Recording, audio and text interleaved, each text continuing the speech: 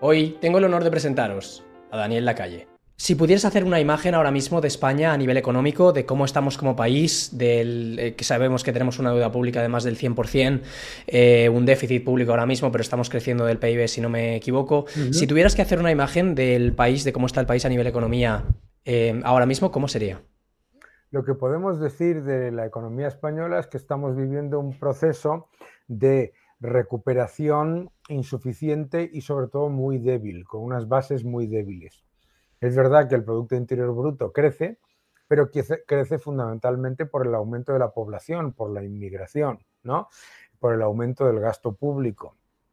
Y además crece tirando mucho de deuda. Efectivamente, como tú has dicho, la deuda ha subido de manera muy significativa, ya ha alcanzado un récord de 1,7 billones la deuda según el protocolo de déficit excesivo, pero además la deuda emitida total es mucho más, son prácticamente 2,2 billones. Por eso, aunque el gobierno dice que ha reducido la deuda, lo que ha reducido ha sido la ratio de deuda sobre PIB, ¿de acuerdo? Pero claro, lo ha reducido vía el denominador, inflando el Producto Interior Bruto y además por mayor inflación, ¿de acuerdo? Entonces, no es ninguna sorpresa que el coste de intereses de la deuda se ha casi duplicado de 29.000 millones aproximadamente a casi 42.000.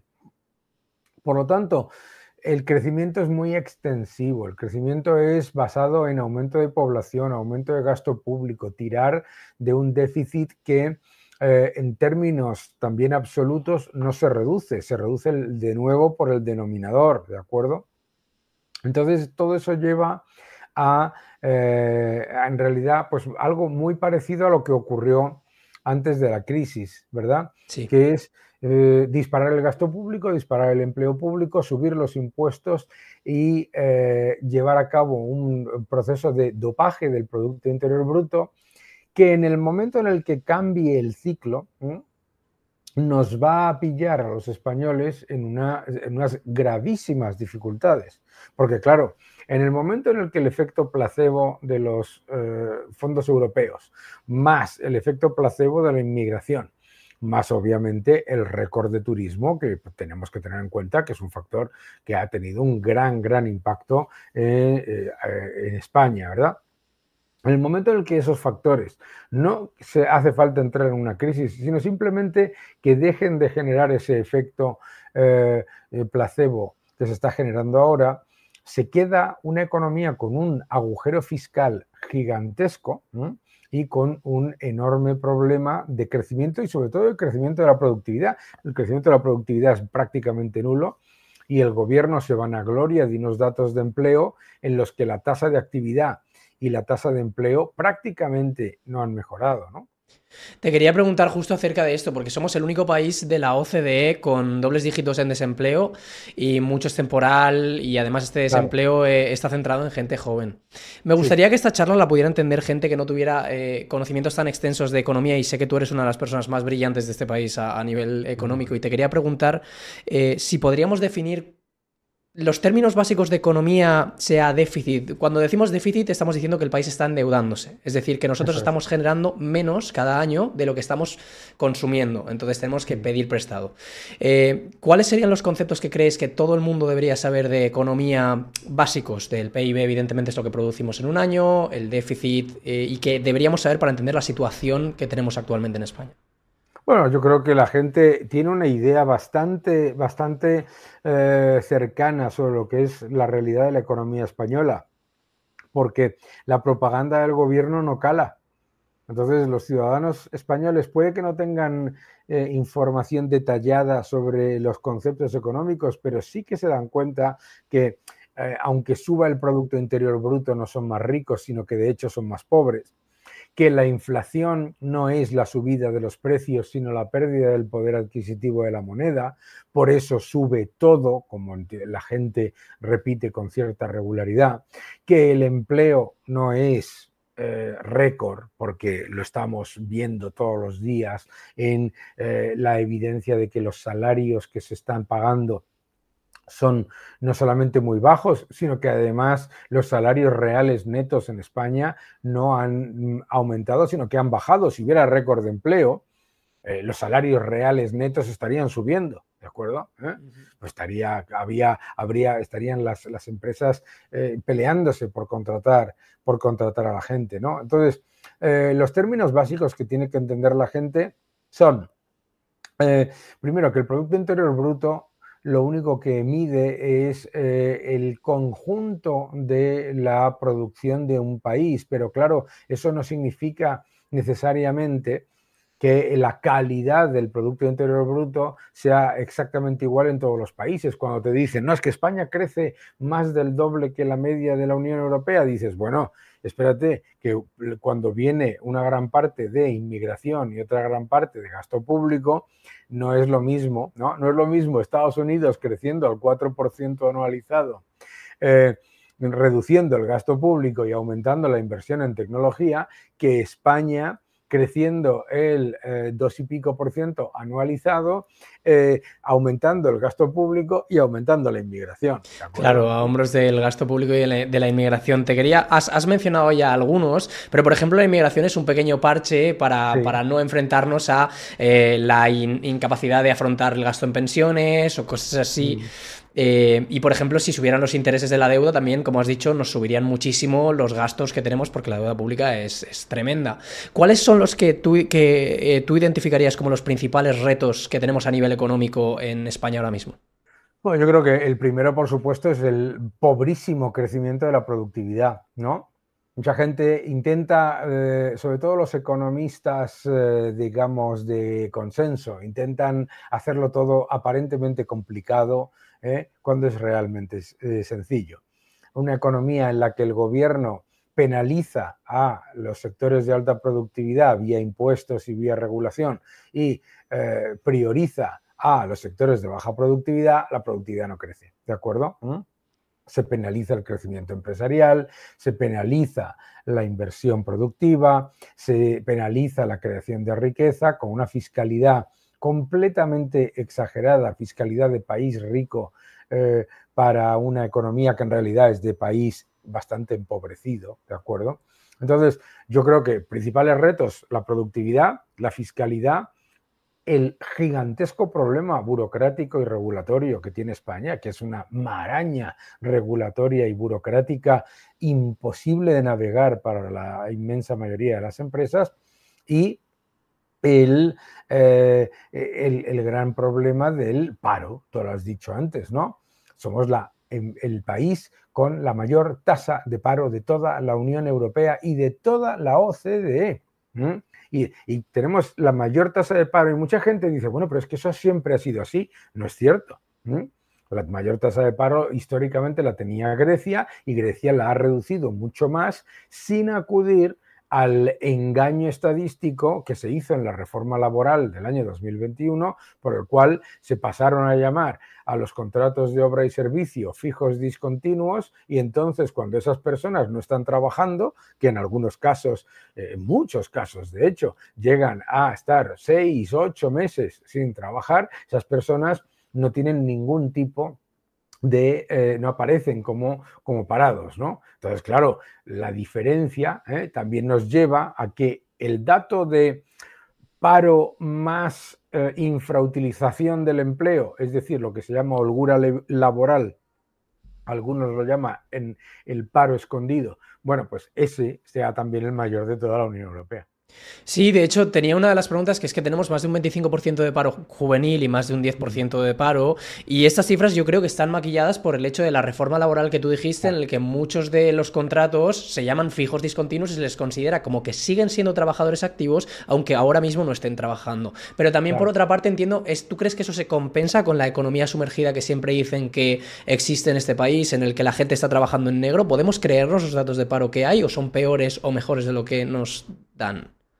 Bueno, el decir, es muy habitual decir, bueno, en realidad en España no hay tanto paro porque la economía sumergida es muy alta y también puedes hacer ese análisis, pero ese análisis se desmonta en el momento en el que dices, bueno, es que hay otros países que tienen un nivel de economía sumergida calculada muy similar al de España, Grecia y Portugal y tienen menos paro.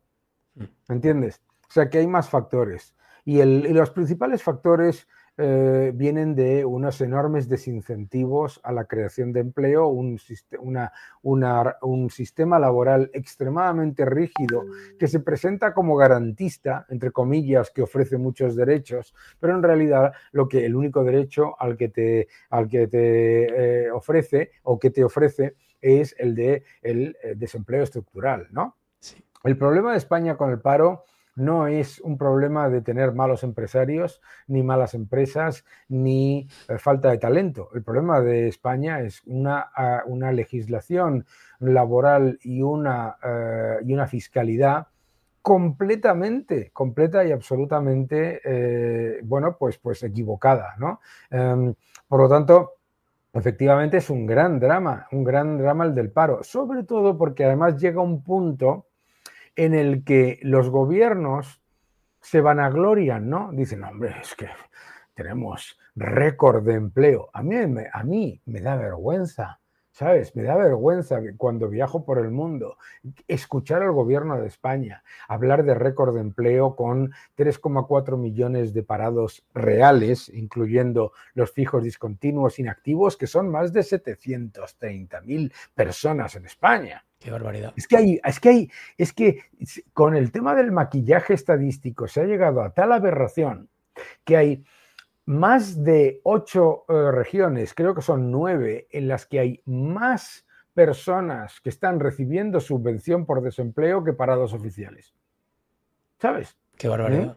No lo sabía. Esto, sí, esto es increíble, increíble. Y no pasa nada, ¿no? Y no pasa nada porque como nos hemos acostumbrado a que los sindicatos, los empresarios, la oposición y el gobierno, todo el mundo parece, digamos, aceptar estas cifras de desempleo completamente falsas, ¿eh? Y sobre todo perjudiciales, muy dañinas, y tú lo has dicho al principio de la pregunta, muy dañinas para los jóvenes.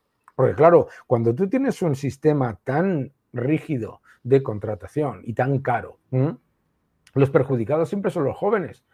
A ver, despedirme a mí es, si te quieres hacer como ejemplo una persona con 58 años, despedirme a mí es prácticamente imposible si yo tuviese, si utilizásemos el ejemplo de una persona de 58. Entonces, ¿qué es lo que ocurre? Lo que ocurre es que se genera un mercado laboral que es mucho peor que dual, que es lo que dicen los organismos internacionales, sino que es un sistema laboral que carga sobre los jóvenes todos los excesos y todas las ineficiencias de lo que ha sido un sistema creado para una economía que hace décadas que dejó de existir, ¿no? Sí, has hablado de una cosa que yo creo que es importante, que es que desde 2019 el 85% del empleo que estamos creando en este país es temporal o público. Es decir, Claro. estamos basando nuestra economía sobre algo que no se va a sostener y además algo que cuando generamos empleo público, ese empleo lo estamos pagando todos también. Lo que sostiene Claro. realmente el país tiene que ser la actividad privada. Sí, pero además es extremadamente peligroso. Mucha gente me dice siempre con el tema del empleo público que claro, que es que, bueno, eso a ver quién le pone el cascabel al gato, porque los funcionarios siempre van a defender el empleo público. Digo, no, pues mira, si yo fuera funcionario, no lo soy, pero si yo fuera funcionario, estaría extremadamente preocupado si veo a mi alrededor que cada vez se contrata más gente para el sector público. ¿Por qué? Porque significa que el salario y el puesto de trabajo de los funcionarios de carrera que sí tienen que sí tienen que ver con una necesidad a lo mejor de la administración, etcétera, está en peligro, ¿sabes? O sea, los primeros que deberían ser liberales deberían ser los funcionarios, por supuesto, y de hecho, como buena noticia, una gran parte lo son. ¿Por qué? Porque son los primeros que entienden que para que existan unos servicios públicos con una calidad y con una sostenibilidad relativa, pues que tiene que el empleo público tiene que estar, no tiene que ser una carga en la que sea, como pasa en España, que tenga que los salarios públicos no paran de crecer, ¿no? Y que se convierten en un gran problema porque se pagan con deuda, tú lo has dicho, ¿no?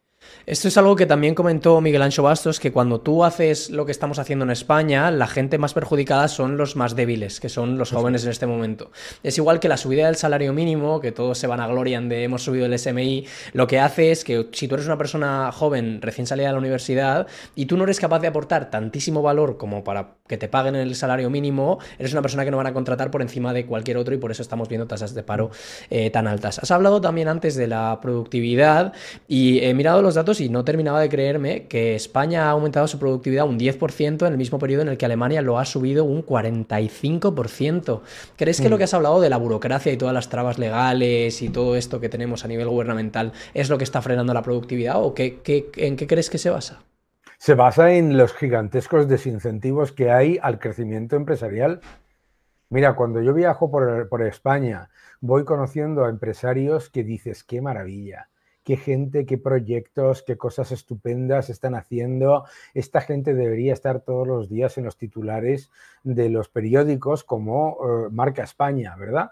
¿Y qué es lo que te encuentras? Que esos empresarios llegan a cierto nivel de facturación, llegan a cierto nivel de contratación y los desincentivos al crecimiento son tan gigantes y el asalto burocrático es tan brutal que cuando una empresa en España factura 3 millones de euros, que no es volverse loco, o tiene 40 empleados, empieza a recibir visitas de gente a la que no había visto en su vida, cuyo único objetivo es parar, fiscalizar y molestar. Nada más. Una administración que tiene que cambiar el chip. Uno de los elementos esenciales de lo que tiene que pasar en España es cambiar a la administración el chip de que sea una administración orientada a frenar, a normatizar, a poner trabas burocráticas, etcétera, para autojustificarse, a pasar a ser una administración facilitadora, ¿de acuerdo? Y eso sería un cambio radical. Miguel Ancho lo explica muchísimas veces, pero es que yo creo que es muy importante entender que el socialismo siempre perjudica a lo que finge proteger, porque al negar el cálculo económico, ¿sabes? El socialismo está siempre llevando a que aquello que subvenciona, aquello que dice que está ayudando, en realidad lo está perjudicando, es decir, no está reduciendo la pobreza, la subvenciona y la perpetúa, no está ayudando a los jóvenes, los está convirtiendo en una subclase dependiente que ya no se puede plantear ni siquiera una entrada para comprar un piso, que no se puede plantear un proyecto de vida, etcétera, ¿sabes? Entonces, te venden una serie de cosas como panaceas mágicas para solucionar los problemas, cuando lo que soluciona los problemas y lo que soluciona el problema de la juventud y lo que soluciona el problema de la mayoría de la juventud, ¿sabes? Es muchísimas más empresas, mucho más grandes, muchísima más inversión y muchísimo más crecimiento, y que haya muchos más ricos para pagar esos servicios públicos en vez de crujirle a la clase media y baja, que es lo que están haciendo, lo que ha hecho este gobierno, el gobierno socialista, que prometía no subir los impuestos a la clase media y trabajadora, que es en sí mismo ya es una vergüenza, porque parece como que es que los demás no trabajamos, ¿entiendes? Pero lo que ha hecho ha sido exactamente lo contrario, ¿no? Y eso ocurre siempre, siempre, siempre. O sea, lo estamos viendo en México, lo hemos visto en Argentina, etcétera. ¿Quiénes son los más perjudicados por el socialismo? Los pobres y la clase media, siempre. De hecho, te iba a sacar precisamente el tema de Argentina porque creo que la precarización a la que nos aboca el socialismo, sin intención de tomar parte y de decir este bando es el mejor y este bando es el peor, lo que estamos viendo en los países que son más puramente socialistas, como puede ser Argentina, es que los niveles de pobreza que habían alcanzado eran terribles y con una inflación, no sé si era del 300%, igual me estoy yendo por completo. Sí, sí. Y ahora, recientemente, la pobreza está bajando mucho en Argentina precisamente gracias a las medidas liberales de Javier Milei. Lo que me gustaría entender es por qué se sigue defendiendo tanto el socialismo como concepto cuando quizá la liberalización de Sí. un Estado más pequeño, de bajar un poco los impuestos, permitiría a la gente tener una disponibilidad mayor de sueldo. Te quiero preguntar, sobre todo porque has hablado también de los pensionistas, Sí. y creo que en cierto modo lo de cambiar el chip también es complicado porque una población tan grande como lo son los pensionistas, también los funcionarios en cierto modo, aunque es verdad que los Mm. funcionarios son más jóvenes y sí que pueden estar más por la labor de cambiar la opinión. Creo que tienen como un voto cautivo en toda esta gente que está cobrando su pensión. Evidentemente, si tú llegas ahora y dices las pensiones son algo que es un esquema Ponzi y no se pueden mantener, Mm. la gente que son pensionistas y que están cobrando su pensión no te van a votar, evidentemente, y no vas a salir electo. Entonces mi pregunta es, más allá del parche de la inmigración, que no es una solución real, es básicamente posponerlo, porque esta gente luego en el futuro también va a demandar pues, una pensión por el trabajo No, en el que hayan hecho. futuro y ahora. Es que pienso una cosa. La razón por la que la inmigración en España está sumando al Producto Interior Bruto es que aquí entra un inmigrante ilegal que cuesta 15.000 euros al erario público mantener y esos 15.000 euros suman al Producto Interior Bruto. Ah, ¿en serio? Claro, es que, claro, si tú, por parte del gasto público, o sea, el Producto Interior Bruto es el gasto público, el consumo de las familias, más la inversión, más las exportaciones, menos las importaciones, ¿verdad? Sí. Bien, pues si tú traes a 2 millones de personas, de las cuales un porcentaje no pequeño es ilegal y te cuesta, como Estado, mantenerlos, eso suma al Producto Interior Bruto. Es que es alucinante. Claro, es que esto es algo en lo que yo no había caído porque yo estaba pensando en la inmigración más como el efecto de Claro, no, tú factor estás trabajo. pensando en la manera que te lo intentan vender muchas veces, que es, oye, aquí viene una persona, empieza a trabajar, consume y produce, y entonces eso está muy bien. Bueno, está relativamente bien hasta que analizas, se ha hecho en Dinamarca, se ha hecho, etcétera, también que eso, en términos de contribución neta al sistema, no añade, o sea, no, la idea famosa esa de que los inmigrantes nos van a pagar las pensiones, es empíricamente incorrecta, ¿no? Pero no pasa nada, ¿eh? Yo no entro en la parte legal. A mí una persona que viene a este país a trabajar y a contribuir me parece una persona absolutamente digna, etcétera. Lo que me parece una vergüenza es que dispares el Producto Interior Bruto vía un gasto público, que es lo que te cuesta sostener a la inmigración ilegal. Y la inmigración ilegal tiene un efecto doble negativo. Uno, por supuesto, es el coste, pero el otro es que penaliza y retrasa a los que sí quieren venir legalmente y que podrían estar, digamos, generando de verdad riqueza, ¿no? Eso es importante. Ahora, estabas hablando tú, creo que me he De ido las pensiones, no te preocupes en el absoluto. tema. Ibas precisamente justo a eso, No, el creo. tema de las pensiones es completamente eso. Pero ¿sabes lo que pasa? Mira, el problema no es que los funcionarios o los pensionistas tengan un incentivo perverso malvado, que no lo tienen. El problema es cuando desde el debate político no se dice la verdad, ¿sabes? Si tú a la gente le dices la verdad, como ocurrió en Argentina con Milei, la gente entiende perfectamente que efectivamente no se pueden subir las pensiones todos los años con el IPC cuando la deuda de la seguridad social se ha multiplicado por 4, y el sistema de pensiones no llega a septiembre sin transferencias del Estado, ¿de acuerdo? De un Estado además endeudado. Bien. Entonces hay que explicarle a la gente las cosas de manera seria.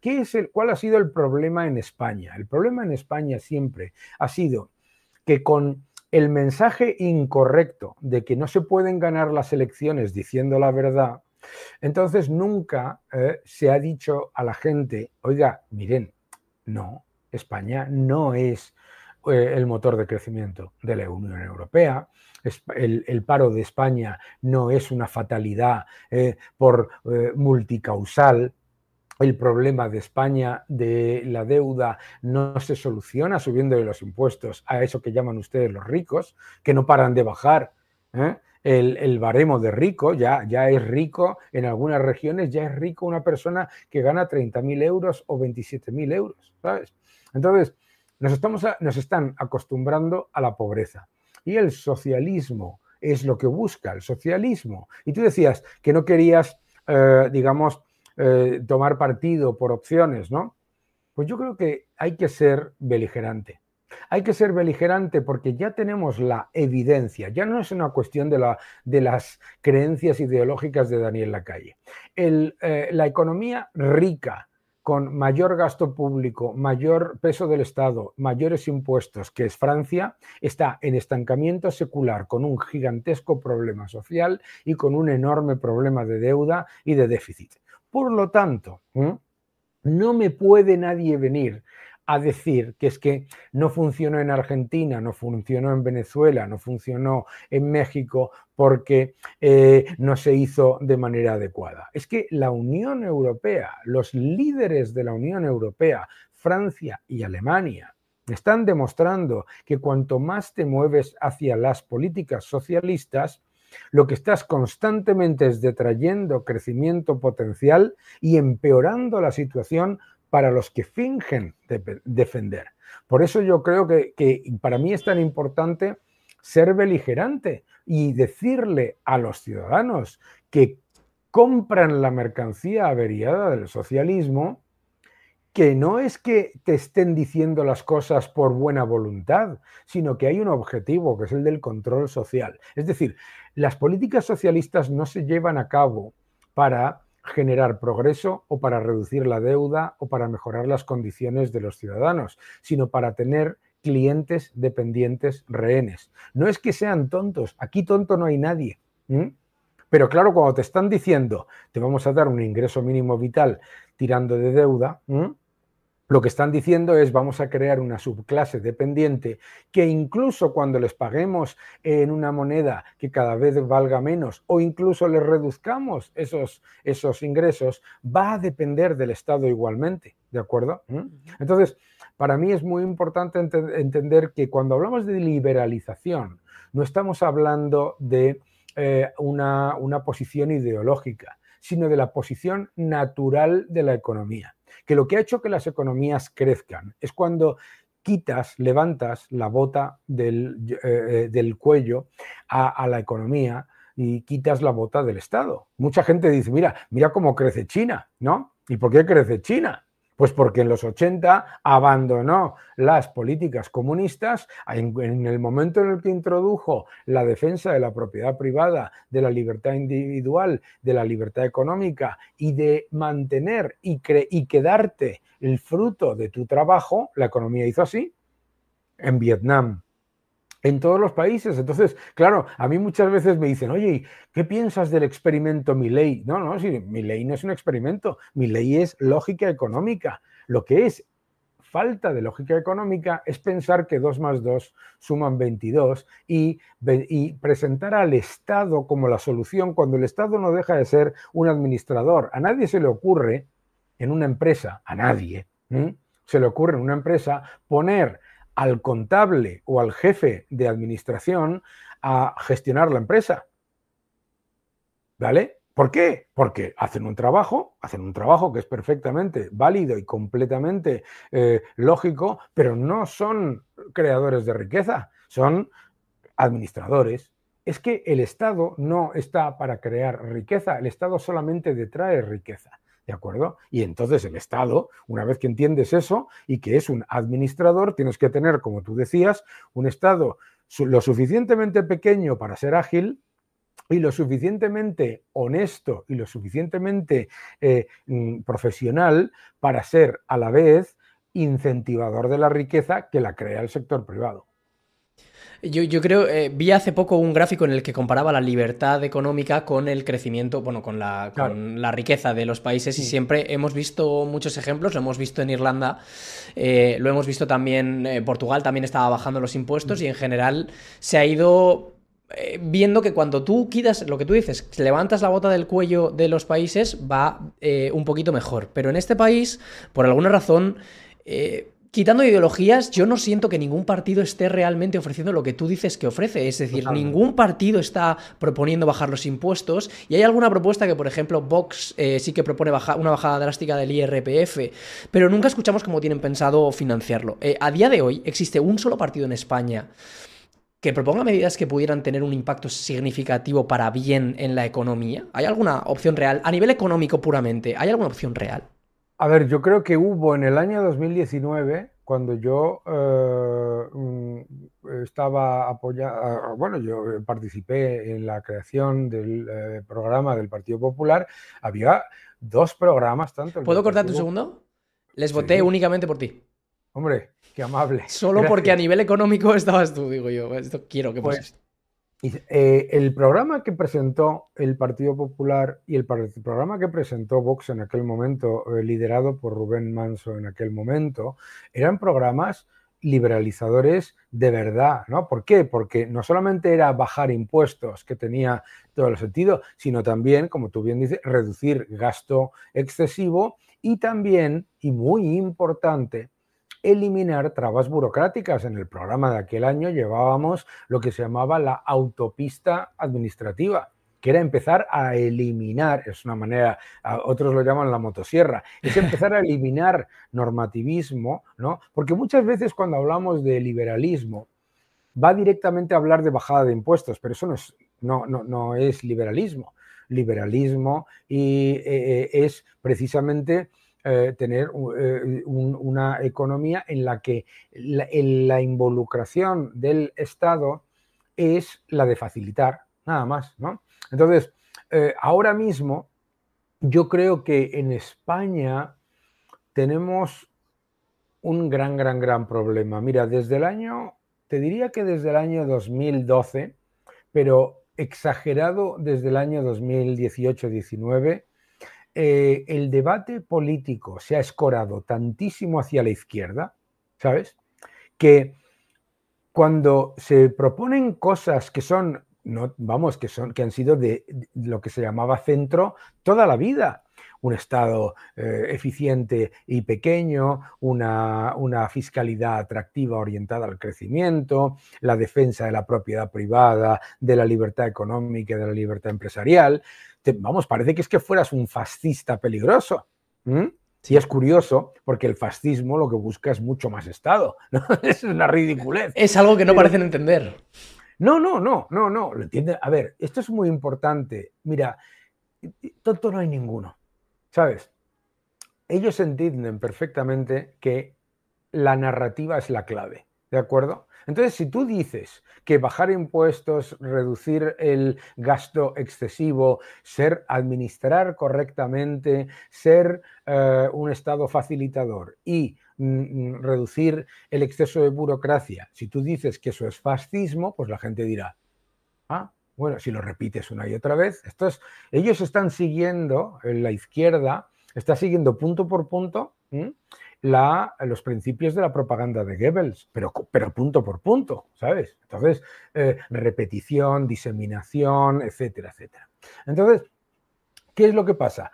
Que ahora, como el debate político se ha orientado tantísimo hacia la izquierda y hacia la ultraizquierda, que ahora cuando antes veías un programa de televisión en el que había un debate, veías a dos personas de izquierdas o cercanas a la izquierda y dos personas cercanas a la derecha. Ahora ves a una persona de ultra izquierda, antisemita, comunista, sin el más mínimo problema, etcétera, otro extremadamente socialista y en la parte supuestamente de derecha, pues tienes a un socialdemócrata. Ya se ha hecho todo el debate político ¡buam!, hacia la izquierda. Entonces, ¿qué es lo que pasa? Lo que pasa es que, como en España, eso que se llama los políticos moderados han abandonado la batalla cultural y han abandonado la defensa de los principios. Entonces, no pueden acudir a la idea de, no, es que nosotros gestionamos mejor, porque el ciudadano mira y dice, pues yo no lo veo. ¿Me entiendes? Tú no te puedes presentar a las elecciones, que es el problema que tiene hoy el centro derecha, es el de presentarse a las elecciones como el fontanero que va a solventar la gotera que ha dejado el socialismo. ¿Por qué? Pues porque la gente jamás ha dicho, uy, qué suerte viene el fontanero, ¿sabes? Entonces, ¿qué es lo que pasa? Que al no dar la batalla cultural, al no decir las cosas desde un punto de vista moral, los impuestos atractivos no son una cuestión económica, son una cuestión de moralidad. El Estado no puede detraer el 50, el 60% de lo que ingresa una persona en impuestos directos, indirectos y lo que llaman cotizaciones, que también son impuestos. No puede. Es inmoral que una persona que gana 22.000 euros al año tenga un salario neto en su banco que no llegue ni siquiera a los 11.000. ¿De acuerdo? Es inmoral. Punto. Y aparte, es inmoral que a una empresa le estés cobrando por ingresar, vender, comprar, invertir, desinvertir. Es increíble. Si paga dividendos, le cobras. O sea, es que esto se tiene que acabar. Entonces, hay que dar la batalla cultural. El problema es que aquí en España es verdad que históricamente el arco parlamentario y sobre todo las personas cercanas a los grandes partidos con posibilidades de llegar a puestos de mando, pues eran fundamentalmente, digamos que, pues abogados del Estado, personas que han trabajado siempre dentro del Estado, lo que se llama, eso que se llama tecnócratas, Sí.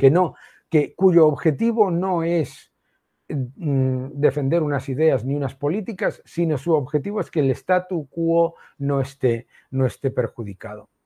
Y luego pasa otra cosa. En la parte izquierda del arco parlamentario, en el Partido Socialista en particular en España, ha pasado lo contrario. El Partido Socialista ha sido demolido y esos tecnócratas que tuvo durante décadas han sido desplazados completamente y eliminados del Partido Socialista, y ahí sí que tienes un sesgo ideológico que va tirando cada vez más hacia la izquierda. Por lo tanto, en el caso del centro derecha, hace falta que se empiecen a defender las ideas, no desde un punto de vista, no, mire, es que yo he hecho el cálculo y no va a recaudar usted tanto como dice. ¿Sabes? Si tú le vas a alguien y le dices, mire, es que el impuesto, el IBI, no va a recaudar tanto como usted dice porque hemos hecho un cálculo muy sesudo y todo eso. La gente dice, a mí qué me importa, ¿sabes? Si yo lo que quiero es expropiar la riqueza, a mí me da igual que se recaude 5 o que se recaude 3. Lo que me interesa es expropiar la riqueza y ese es el objetivo de la izquierda. Vale, vamos allá. Estabas hablando de la falta de la batalla ideológica que está dando la derecha en España, y yo creo que el máximo exponente quizá es el fiscal general del Estado diciendo nos van a ganar el relato y por ende mandando unos correos que jamás deberían haber salido a la luz por moralidad y por ley. Tienes aquí la frase, no es que los jóvenes se hayan lanzado a ser de derechas, es que el discurso político se ha escorado tantísimo hacia la izquierda que lo que toda la vida han sido ideas de centro y liberales, ahora dicen que es extrema derecha.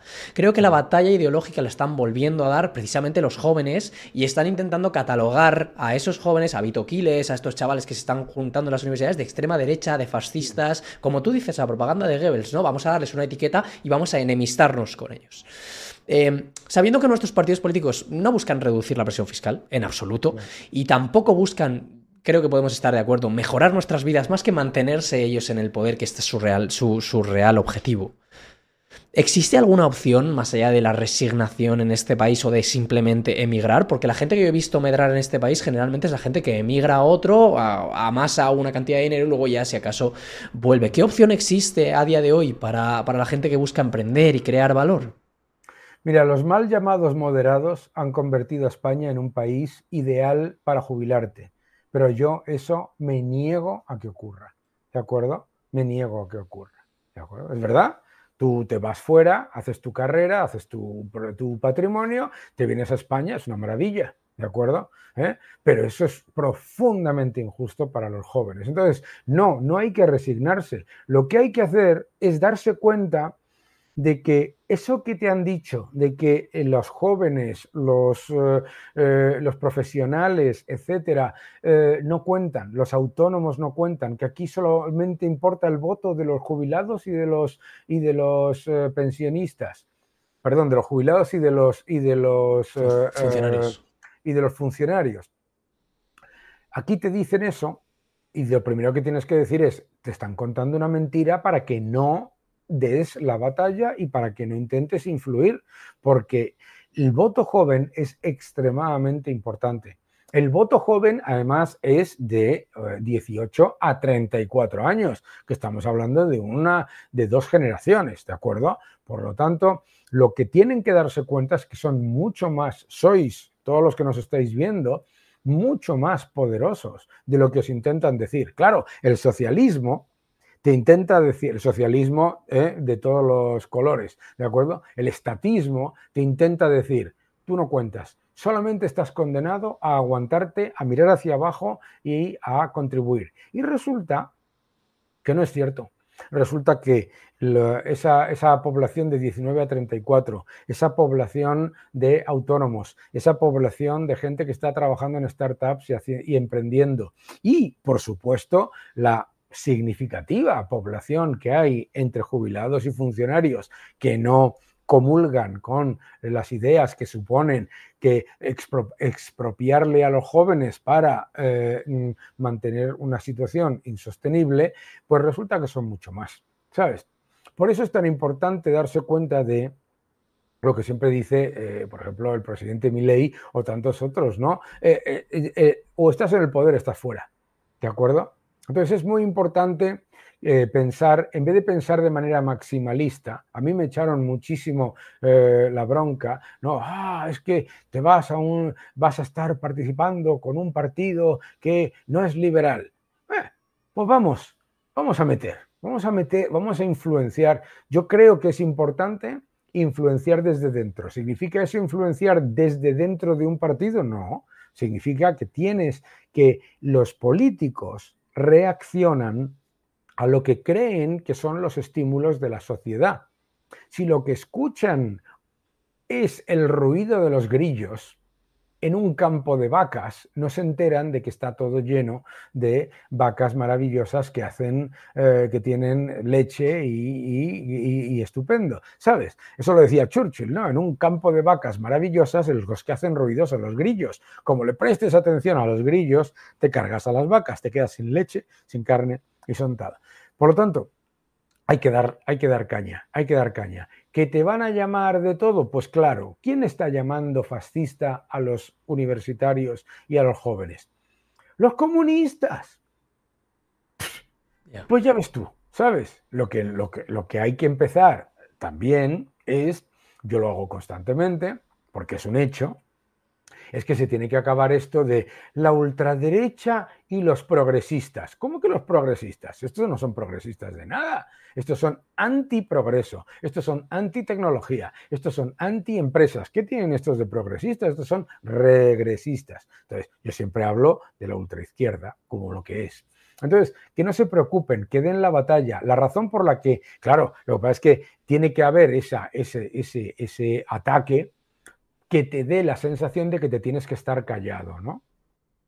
Has hablado de que se influenciar desde dentro y creo que Milei es el mejor ejemplo, ¿no? Si Milei se hubiera quedado en platós de televisión simplemente diciendo sus ideas, nadie le hubiera hecho caso. Pero en un plató de televisión le dijeron, pues haz tu partido político y que te voten a ti. Y eso es lo que hizo. Y lo hizo. Y además lo hizo y se presentó en un país en el que te decían, yo recuerdo perfectamente, yo voy todos los años a Argentina, yo recuerdo perfectamente cuando se decía, en Argentina es imposible llevar a cabo políticas liberales, porque todo el mundo quiere la paguita, la subvención, el no sé qué, el no sé cuánto. Y este señor llega y dice, no hay plata. Y se ganan las elecciones. y se ganan las elecciones. ¿Qué es lo que pasa? Que es el ruido de los grillos. El ruido de los grillos que te está todo el día en los medios de comunicación tradicionales, en los no tradicionales, en las redes sociales, etcétera, este asalto sónico y sensorial constante de la izquierda más radical, que te intenta convencer de que lo que la sociedad demanda es lo que dicen 4 y no lo que dice la inmensa mayoría silenciosa. Entonces, lo que yo le digo siempre a los políticos es: deja de escuchar lo que dicen los titulares de los periódicos o lo que dice un medio de comunicación y empieza a escuchar a la mayoría silenciosa. Si tú, por lo que fuera, entrases ahora mismo en un partido político y ganases las elecciones, si tú tuvieras potestad absoluta para tomar medidas económicas a día de hoy, ¿cuáles serían las 3 o 5 medidas más importantes que crees que se podrían tomar? Bueno, lo primero es importantísimo entender esto.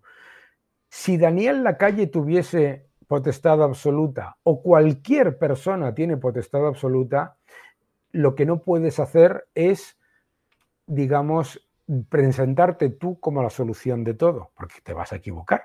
O sea, la planificación central fracasa siempre, no porque la lleve a cabo Daniel Lacalle o porque la lleve a cabo Pedro Sánchez, sino porque la planificación central siempre fracasa, porque ignora el cálculo económico e ignora la realidad de la economía. Bien, una vez entendido eso, ¿qué es lo que hay que hacer en España? Número 1, escuchar. El ministro de Economía y el ministro de Hacienda que vaya a ver, o ministras que vayan a ver en España, tienen que escuchar a las empresas y tienen que escuchar a las empresas de verdad, no solamente, también hay que escuchar a las grandes del IBEX, pero escuchar a las pequeñas, a las microempresas, y hay que escuchar sobre fiscalidad, sobre regulación y sobre elementos de atracción de inversión. Entonces, ¿qué es lo que hay que hacer? Una reforma fiscal radical en la que se reduzca de verdad el esfuerzo fiscal de empresas y familias. Número 2, una reducción de burocracia brutal. Dice la gente: uy, ¿cómo va Madrid? ¿Por qué va Madrid muy bien? Silencio administrativo, declaración de actividad responsable, etcétera, etcétera. Es decir, en vez de vanagloriarte, como me pasó a mí en una región, que vino un político y me dijo: hemos reducido el tiempo para recibir la licencia de 5 años a 3. Y digo: hombre, enhorabuena. Enhorabuena, 3 años para recibir una licencia, ¿no? Entonces, reducir la traba burocrática y luego priorizar la atracción de inversión y el crecimiento empresarial. Es decir, un ministro de Economía de España tiene que tener como objetivo número 1 no el PIB, sino que el número de microempresas que pasan a ser pyme se multiplique por 3, que el número de pymes que pasan a ser grandes se multiplique por 5 y que el número de grandes se multiplique por 2. ¿De acuerdo? Ese es el objetivo. El objetivo no es que el PIB va a subir El objetivo es atraer inversión y crecimiento empresarial. Entonces, esas serían las tres cosas. Pero sobre todo, lo más importante, escuchar. Yo no sé nada de agricultura. Y si yo quiero que la agricultura de España florezca, con quien hablo es con los agricultores. No hablo con profesores de universidad. No hablo con asesores de think tanks. No. Con quien hablas es con los agricultores. Con quien hablas es con los granjeros. Con quien hablas es con los industriales. Eso es con lo que tienes que hacer. Es que además creo que la gente no entiende cuantísimo impacto positivo podría tener que las empresas crezcan, porque si hay más empleo, las empresas crecen, ofrecen más empleo, tu trabajo vale más, porque hay menos gente demandando trabajo, y es decir, las empresas demandan mucho más trabajo, entonces tú puedes medrar y puedes crecer. Juan Ramón Rayo hablaba en un podcast de que no se aumenta la oferta de vivienda porque la clase política se beneficia de que el precio de las viviendas siga alto y, primero, por una parte, porque muchos de sus votantes que tienen casas, la gente mayor y todo demás, que tienen casas en propiedad, quieren que aumente su valor, y porque la misma clase política gana una cantidad ingente de dinero en los impuestos que hay sobre la misma. Y, por supuesto, tienen el suelo secuestrado y no permiten edificar. Porque no sé ¿Por qué se ponen tantas trabas al aumento de oferta de vivienda? ¿Y cómo podría quizá aliviarse un poco el problema? A ver, yo voy a discrepar ligeramente con Juan, buen amigo, que tiene mucha razón en muchas de las cosas que dice, pero hay otro factor importante, ¿vale? Que es el miedo político. Los políticos, especialmente en los ayuntamientos, están aterrorizados de si hacen una liberalización de suelo o si hacen o si ponen en marcha proyectos de construcción que se les acuse de corrupción o que se les acuse de incentivar la burbuja inmobiliaria. ¿De acuerdo?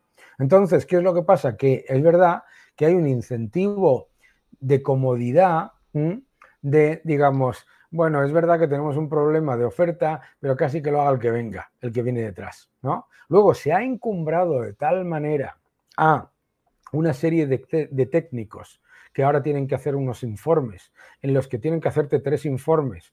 Resulta que de esos 3 informes, 2 los va a firmar una persona que está aterrorizada de decir que se lleve a cabo una inversión. Esto no son casualidades, esto son cosas que no te das cuenta, pero existen, ¿no? ¿Sabes? Sí. Entonces resulta que hay toda una serie de frenos políticos también importantes, incluso en aquellos políticos que no tienen esos incentivos perversos que comenta Juan. Pero lo que tenemos que entender es que la vivienda cara y escasa es una política, no es una casualidad, ¿de acuerdo? ¿Por qué? Porque los ciudadanos propietarios son ciudadanos, ya pasan a ser clase media, ya pasan a tener propiedad, ya pasan a ser más críticos con el poder, etcétera, etcétera. La vivienda escasa y cara hace gente dependiente, ¿de acuerdo? Entonces, ¿tú qué es lo que escuchas cuando hablan de soluciones para la vivienda en España? Escuchas, el gobierno tiene que construir no sé qué, ya te han engañado. Ya te han engañado. Entonces se presenta el gobierno y te dice, vamos a construir 240.000 casas. La gente les vota, no construyen ni una, ¿sabes? Y o construyen 10 o te hacen una foto de una obra y te dicen que eso es lo que están haciendo, etcétera. Tenemos que entender que efectivamente hay unos enormes desincentivos políticos y que además se tiene que llevar a cabo un proceso de demanda social en el que se diga no. No, mire, a mí no me pueden ustedes decir, yo vivo en Madrid ahora, ¿no? A mí no me puede usted decir que en Madrid hay un problema de vivienda o en Barcelona cuando se sube usted a una planta 40 de un edificio y ¿qué es lo que ve? El final. ¿Entiendes? Cuando tú ves que saliendo de Madrid hacia el sur, tienes el equivalente a 1,2 Manhattans, que es un erial, ni siquiera es que digas, oye, que bosque, es un bosque milenario, no, es un erial de nada, ¿de acuerdo? Todo eso se tiene que defender, pero no se puede defender desde el punto de vista de tecnocrático, se tiene que defender desde el punto de vista de las ideas, ¿sabes? Por eso es tan importante.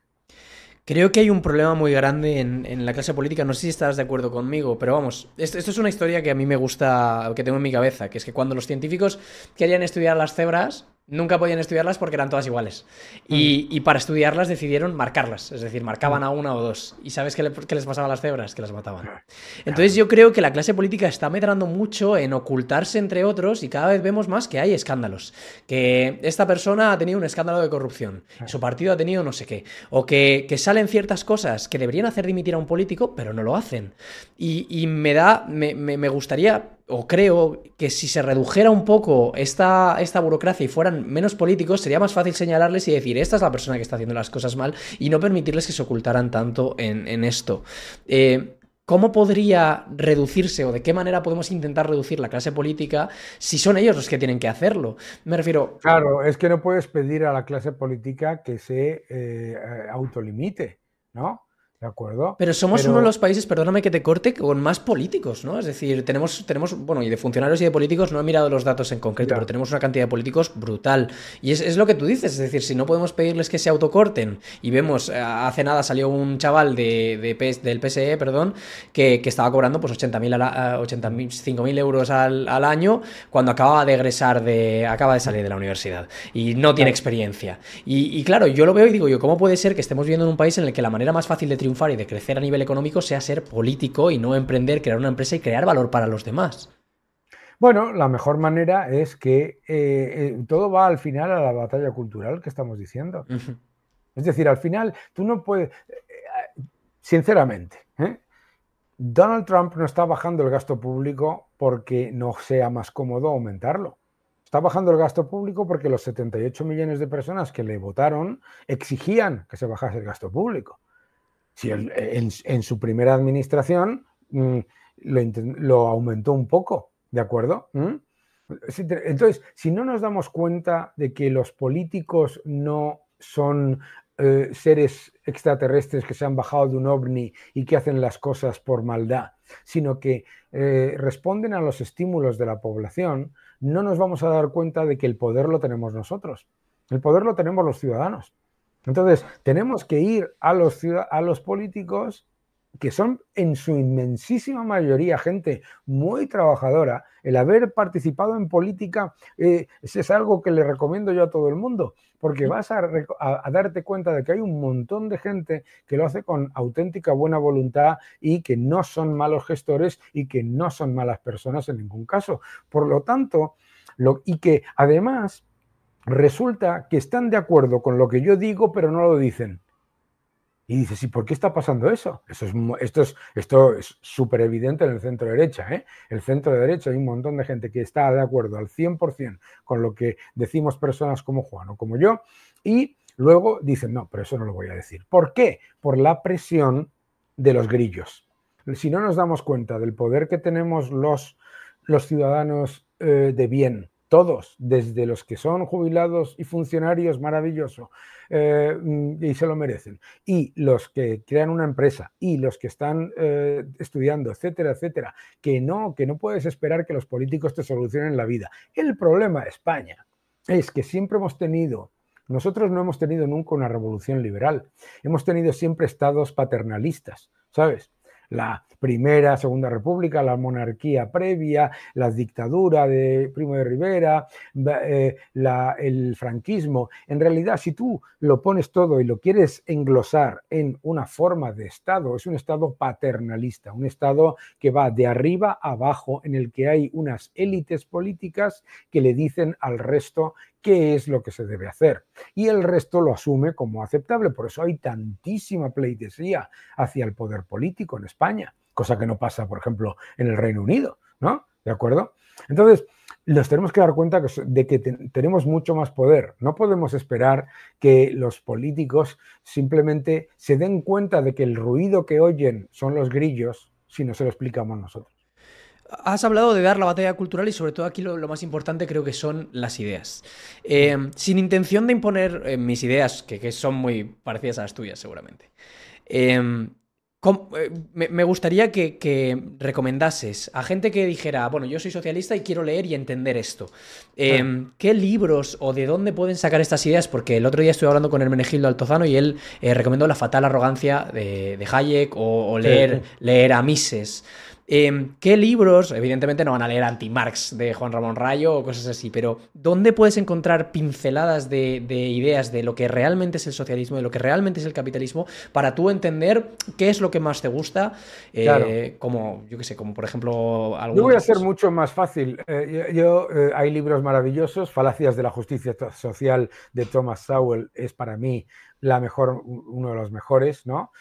Equal is Unfair, que lo tienes ahí detrás también, un libro maravilloso. Pero yo voy a ser mucho más sencillo que todo eso, porque como la mayoría de la gente que nos va a ver dirá, uff, yo no me voy a comprar un libro y no me apetece leerlo, triste, yo soy realista. Lo que le diría es que siga tu canal, mi canal, el canal de Juan Rayo, el canal de Miguel Ancho, el canal de Jesús Huerta de Soto, el canal de tantos buenos amigos, etcétera, en los que además se están confrontando las ideas, ¿de acuerdo?, de manera abierta. Yo le diría mira, hoy en día nadie puede decir, ay, es que no sabía yo que el socialismo es esto. O sea, nadie. Entre TikTok, X, YouTube, etcétera, etcétera, etcétera, tienes una enorme cantidad de vídeos y de recursos. Pero si además quieres libros, La fatal arrogancia es una maravilla de libro, estupendo, recomendaría, por supuesto, la falacia de la justicia social de Thomas Sowell, creo que es la traducción completa. Le diría otro que es buenísimo, es el de Alberto Mingardi, sobre la verdad sobre el neoliberalismo, maravilloso para los que dicen que todos los problemas están creados por el neoliberalismo. Alberto Mingardi. Te he dicho Equal is Unfair, que no está traducido al español, pero si no, mira, pues que se lean Libertad o Igualdad, el mío, que creo que les va a hacer gracia, les va a gustar. Pero yo creo que sobre todo hoy en día la razón por la que están tan preocupados los estatistas es porque las ideas de la libertad en las redes sociales ganan de goleada. Eso es lo que les preocupa. ¿Tú lo piensas realmente? Porque yo personalmente cada vez veo más las ideas de la libertad, pero igual estoy metido en una cámara de eco en la que pues me sale Juan Ramón Rayo, Miguel Anxo Bastos, me sale Milei. ¿Realmente crees que están creciendo? Yo estoy intentando hacer mi parte, es lo que tú dices. Yo lo noto, mira, yo te lo digo porque a mí me pasa lo contrario. Como persona conocida o relativamente famosa, o como lo quieras llamar, a mí en las redes lo que me entra constantemente es la propaganda del socialismo y del comunismo, ¿sabes? Pero por todos los lados. Sí. O sea, yo nunca en mi vida he seguido una cuenta que se llama Red no sé qué, que hace apología del comunismo y no paro de recibir cosas suyas, ¿no? Pues me pasa eso. Bien, pues yo me fijo, ¿no? Y digo, oye, fíjate, el vídeo en el que dicen que el comunismo ha sido un éxito estupendo, que lo ha hecho todo maravilloso y que en la Unión Soviética todo el mundo era feliz, tiene 5.000 visualizaciones. Y cualquier cosa que hace pues Juan o que hace Miguel Ancho, Jesús o yo mismo, etcétera, etcétera, 20.000, 30.000, pues no pienses que eso no es importante. No pienses que eso no es importante. Yo creo que hay una gran diferencia. Tengo bastante esperanza por las siguientes elecciones, pero es verdad que echo un poquito de menos un partido como Ciudadanos porque hay un estigma de la gente joven hacia el PP sobre todo, y hay otro estigma también que nos están imponiendo ganando la batalla cultural hacia Vox, donde yo hay ciertas cosas ideológicas donde no estoy completamente de acuerdo con Vox. Sí que me gustan mucho las medidas económicas que propone la derecha en general, y me da lástima que no exista un partido como fue Ciudadanos que permitía ser una sangre nueva y mostrar estas ideas desde un punto no estigmatizado de un partido que ya lleva arraigado muchos años. Es una pregunta un poco rara, pero ¿hay alguna formación política en el tiempo que tú volvieras? Me gustaría volver a tener lo que tuvo Aznar o lo que tuvo Rubalcaba o lo que tuvo Albert Rivera. ¿Hay alguna formación política que tú creas que propondría ahora una buena manera? No, y te voy a decir porque eso que tú has dicho correctamente, la estigmatización mediática y política, ya se lo estaban haciendo a Ciudadanos. Mi buen amigo Marcos de Quintos, Juan Carlos Girauta, el propio Albert Rivera, también muy buen amigo, te lo pueden decir 1000 veces. O sea, ya estaban diciendo que eran la ultraderecha, ¿entiendes? Por lo tanto, lo primero que tienes que hacer es decir, estigmatización, mira, al carajo, ¿sabes? Porque si hagas lo que hagas, si tú mañana haces un partido en el que dices, mira, he hecho los estatutos tan perfectos que ninguna persona de izquierdas me puede llamar fascista, te van a llamar fascista igual, porque vuelvo al tema de la propaganda, ¿sabes? ¿Entiendes? Entonces, da igual, ¿no? Yo lo que creo que es que tanto el Partido Popular como Vox, lo que tienen que dejar es de comprar y vender la estigmatización del otro. ¿Tú has visto a Pedro Sánchez estigmatizar a Bildu? ¿A que no? Al contrario. De hecho, se ha hecho amigo suyo. Les ha blanqueado. ¿Tú has visto a Pedro Sánchez estigmatizar a toda la ultraizquierda radical defensora de todas las dictaduras comunistas? Para nada. Los ha blanqueado a todos. Pues lo que tiene que hacer el centro derecha es dejar de pensar en los estigmas que les intenta imponer la izquierda y la ultraizquierda y empezar a defender las ideas de la libertad y no pensar que tiene que aparecer un partido de la nada, porque entonces lo que va a pasar, ese es el truco típico, vuelves a dividir el centro derecha y no ganan nunca.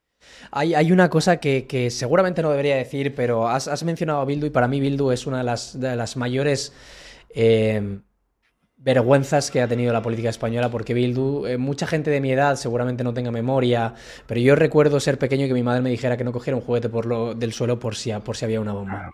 Y Hombre, y Bildu, familias del País Vasco, claro que sí. ya, claro, es que la gente que es del norte lo tenéis mucho más cercano, pero yo tengo todavía esta memoria de que la banda terrorista ETA mató a una niña en Santa Pola, al lado de mi casa, y mi madre tenía miedo por eso. Claro. Y en EH Bildu, corrígeme si me equivoco porque es posible que aquí me columpie, hay gente que perteneció a No, esa no, banda no te terrorista. columpias, no te columpias. En Sortu, que es la cabeza de la coalición EH Bildu, está la cúpula, la cúpula de ETA. Está la cúpula de ETA. O sea, Sortu es que es el que manda en EH Bildu, ¿de acuerdo? EH Bildu es como Izquierda Unida, ¿sabes? Que era el Partido Comunista y luego le ponían ahí pues un poco de lechuga y un poco de tomate alrededor, pero eso era lo que era. Entonces, Sortu es así, ¿no? Eso claro. Sí. De hecho, acabamos de ver que Pedro Sánchez se reunió con Otegi para Ah, firmar. bueno, por supuesto, vamos, por supuesto, pero es que me importa ver la risa, pero el que lo dude, es que el que lo dude es para partirse de Él ha la salido risa. desmintiéndolo hoy, ha dicho que es Hombre, mentira. claro, claro, mira, principios de la propaganda, ¿eh? Niégalo y culpa a los demás. ¿Eh? Sí, es que es así. Mm. Bueno, desde aquí, si alguien joven no tiene tanta conciencia de ETA, les ruego que vean un documental sobre Miguel Ángel Blanco, porque para mí son uno de los momentos más bonitos de la historia de España, cuando el pueblo vasco Sí. se levantó contra ETA. Te quiero preguntar, ¿qué conocimientos de economía e inversión? Porque creo que mucha gente que igual ha estudiado pues, una ingeniería o ciertas cosas, aunque se estudia economía en las ingenierías. Creo que nos falta mucho conocimiento económico, sobre todo a nivel de cómo gestionar nuestro dinero y vosotros, tanto tú como Juan Ramón, ayudáis a que la gente aprenda a gestionar sus finanzas, porque muchas veces creo que estamos viendo un poco por encima de lo que realmente podemos. Estamos viendo por encima de nuestras posibilidades porque hemos crecido en una generación, hemos visto a nuestros padres, ¿no? Pero a día de hoy, tristemente, nosotros somos la primera generación que vive peor que sus padres. Creo que esto es algo que podemos estar todos de acuerdo. Yo tengo amigos que siguen viviendo con sus padres y mis padres a esta edad ya estaba pues comprándose una casa y demás. ¿Qué conocimientos financieros, tanto a nivel micro de gestionar, evidentemente el no gastar más de lo que nos entra, ¿no? Pero ¿qué porcentaje de ahorro tendría que tener una persona o qué cosas debería saber? Para poder medrar en este sistema, me refiero a ahorrar un 20% de lo que le entra, porque si tiene que haber un imprevisto de ¿Qué buenas prácticas crees que podrías recomendar a una persona, a un chaval que está saliendo ahora, para decirle, creo que si haces esto estarás bien preparado para el futuro? Siempre hay capacidad para ahorrar. Te dicen que no puedes ahorrar, pero oye, todo el mundo, pues incluso con salarios bajos, tiene capacidad de ahorrar. Lo que pasa es que la gente piensa que ahorrar tiene que ser una cantidad mínima y ese es el error, ¿no? Entonces, dejar una parte, que puede ser del 20%, 25% de lo que ingresas para ahorro es esencial. Número 2, el momento para invertir es ayer. Sabiendo que la inflación, la destrucción del poder adquisitivo de la moneda, etcétera, va a continuar, tienes que invertir. Esperar a acumular un patrimonio para invertir es un error, sobre todo teniendo la ventaja de un país en el que tienes liquidez diaria en la inversión. Y 3, hay que mirar a largo plazo sabiendo que tienes que ser muy consciente de la volatilidad y que tienes que ser muy consciente de los fundamentales, que yo no tengo por qué saberlos, ¿no? Entonces resulta que pues yo no sé nada de mecánica. Si tengo un problema con mi coche, lo llevo al taller. Pues utiliza un asesor independiente. No pienses que para invertir tienes que invertir tú solo por tu cuenta, ¿sabes? Sí, también creo que a nivel inversión la gente le da un poco de miedo ese, pero es que si invierto puedo perderlo todo, pero no sé si son Mira, 25 años vista, la bolsa nunca pierde. a la gente que dice si invierto puedo perderlo todo, lo que hay que decirle es lo siguiente. Cuando tú decides no invertir, ya estás en el proceso de perderlo todo. porque el dinero que tienes en un depósito está perdiendo, erosionando su poder adquisitivo vía inflación. ¿De acuerdo? Entonces, claro, la gente que se preocupa porque la bolsa cae un 2%, debería mirar a cuánto está perdiendo su poder adquisitivo cada año, que es más que lo que muestra el IPC, ¿no? Te quería preguntar también a nivel de inversión y ya si quieres vamos cortando porque no quiero quitarte mucho tiempo. He leído ya varias cosas acerca de la burbuja de la IA, de que Nvidia está sosteniendo la bolsa americana. ¿Cuál es tu opinión acerca de la inteligencia artificial? Y he escuchado también hoy que cuando con la .com, con la .com, las empresas que acabaron creciendo, es decir, lo que sí que se acertó es que el .com y el Internet iba a ser el siguiente major breakdown, porque puede ser la IA, pero que no eran las empresas que ya estaban establecidas las que se aprovecharon o capitalizaron esto. ¿Qué opinión tienes de la IA, de cómo la IA va a influir en el mercado financiero? Bueno, primero, a ver, la IA no es una burbuja, ¿de acuerdo? Una burbuja necesita de un enorme nivel de apalancamiento y además de que la necesidad de que el precio del subyacente suba para existir. Burbuja inmobiliaria, lo entiende todo el mundo, ¿de acuerdo? Y el apalancamiento de las empresas de inteligencia artificial es prácticamente inexistente, 0,5, 0,8 deuda sobre EBITDA. Segundo, la tecnología es siempre inversión en destrucción creativa. Por lo tanto, por definición, muchas de esas inversiones no van a dar ninguna rentabilidad y otras van a dar muchísima rentabilidad. Pero el first mover advantage, la ventaja del primer movimiento, es clave en tecnología. La gente que lo compara con la burbuja del año 2001 se equivoca por dos razones. Número uno, la burbuja del año 2001 no fue una burbuja tecnológica, fue fraude de Enron y de WorldCom, que es otra cosa distinta.